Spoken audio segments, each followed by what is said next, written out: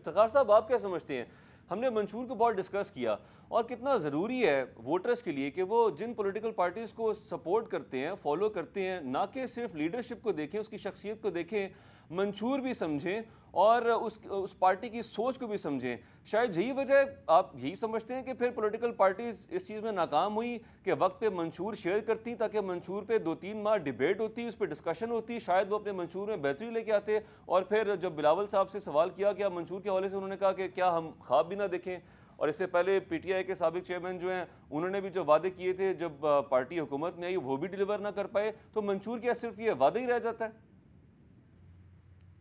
پہلی تو بات ہے کہ اس ملک کے انتخابی عمل کے اندر یا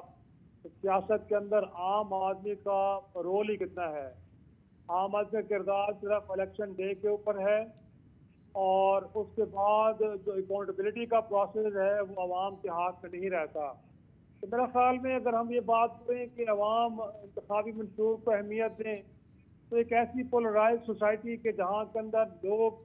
برادریوں میں ریلیجن کے نام پہ مختلف ایک طرح سے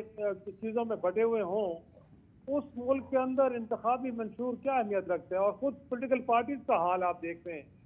گویا کہ ان کے ہاں بھی منشور کی اتنی اہمیت ہے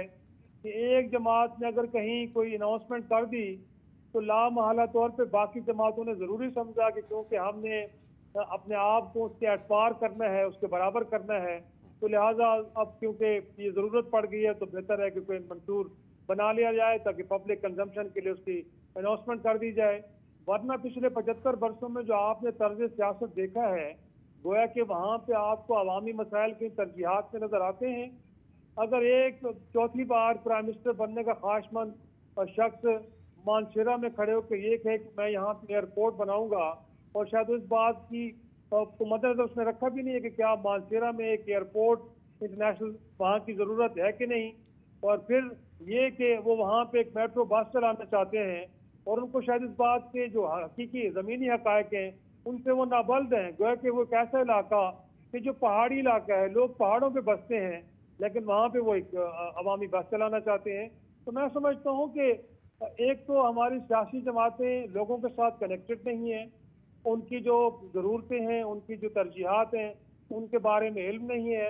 اور دوسری بات یہ ہے کہ ان کے ہاں خود بھی منشور کی کوئی زیادہ اہمیت نہیں ہے، صرف یہ کہ ایک ریکوائرمنٹ کی حد تک۔ ایسے ہی ہے کہ جیسے انٹر پارٹی الیکشن، اگر وہ ضرورت نہ ہو تو پاکستان کی کسی سیاسی جماعت کے اندر یہ جمہوری کلچر نہیں پایا جاتا کہ وہ اپنی پارٹی کے اندر انتخابات کرائیں اور لوگوں کو چنیں، بلکہ ظاہر سی بات ہے کہ جو شخص پارٹی بناتا ہے وہ اس کو اپنی ذاتی جاگیر سمجھتا ہے۔ تو میرا خیال میں یہ جو منشور کا معاملہ ہے نا،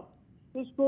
جب تک سیاسی جماعتیں خود اتنی اہمیت نہیں دیں گی کہ وہ سمجھے کہ جو ہم نے پیرامیٹر سیٹ کیے ہیں، جو ہم نے گول سیٹ کیے ہیں، ہمیں ان کے اکارڈنگلی چلنا ہے، اور کل کو ہم لوگوں کو بتا پائیں کہ جو ہم نے ایک ویژن دیا تھا کیا ہم اس ویژن کے ساتھ آگے بڑھ پائیں کہ نہیں بڑھ پائے، ایسا ہرگز نہیں ہوتا۔ یہاں پہ تو جو وزارتیں ہیں وہ بھی میرا خیال میں گروپس کی بنیاد پہ، برادری کی بنیاد پہ، سیاسی رہنماؤں سے قربت کی بنیاد پہ دی جاتی ہیں۔